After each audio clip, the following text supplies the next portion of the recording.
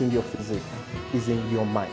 When you have to go to a place where what you do for a living is for you to continue using your hand to work, and thereby not giving your mind or your brain anything to work on, you are the one that is sick, not the person who is physically challenged and using his or her head to develop one or two things that better their life and better the environment at large. So it's important for us to know that the whole power, in fact, let me put it this way, that the human being is a compendium of power. We are a body of potentials, and if there is anything we want to be in life, it's just a matter of thinking about it and taking proactive steps to bring in those thoughts to reality, and you will discover that there is nothing you cannot accomplish in your lifetime. So yes, the mind is where wealth is, not in physics. That's really awesome. Thank you so much for that. I also have a question that's around being those who are physically challenged, and that is the people, the society at large. For example, somebody wants into a relationship and finds, okay, he appreciates somebody who is physically challenged, or the family are against it. How do you want to educate the society at large into discriminating against the physically challenged, or those who are in support, who are ready to communicate with them?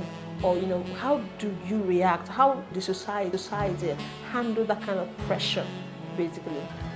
Unfortunately, I think today in our country, a lot of persons don't want to have any relationship with anybody who they consider to be physically challenged.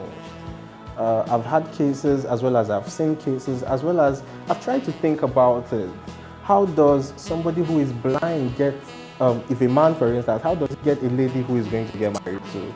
Somebody who seems to be paralyzed, for instance, get a man as a lady who would actually get married to her?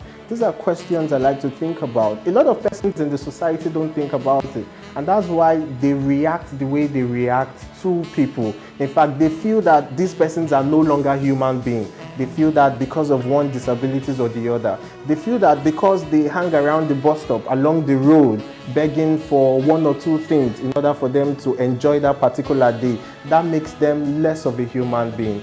But when we look at it from an ideal sense, when you think, for instance, that I have a problem, let's not forget that for you to think I have a problem, it means that you have that problem.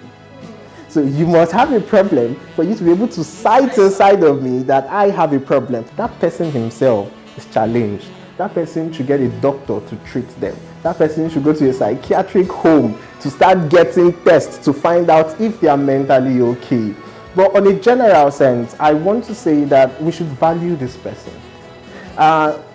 Think about it. Who says that we can't have a blind person be the president of our country? Wow. Who says that a blind person will not rule us better than those who have eyes? Who says that someone who is handicapped cannot do more than those we already know that are sitting down up there today?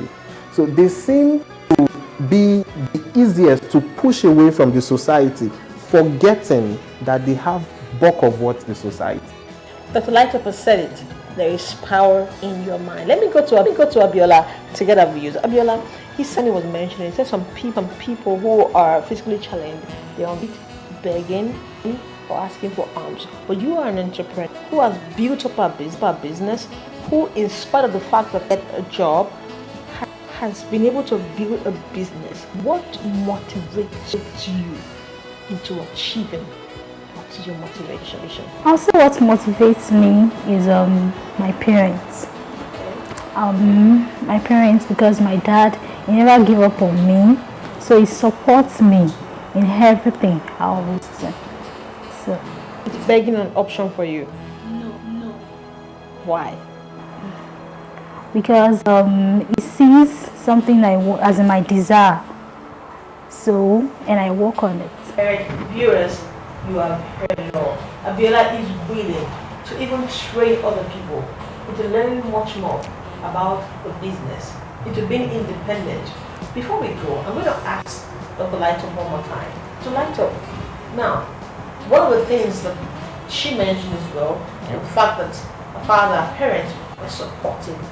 For people, I mean, nobody wants their children or their child to develop a physical disability. Yeah. But what if it happens? What is the role you think that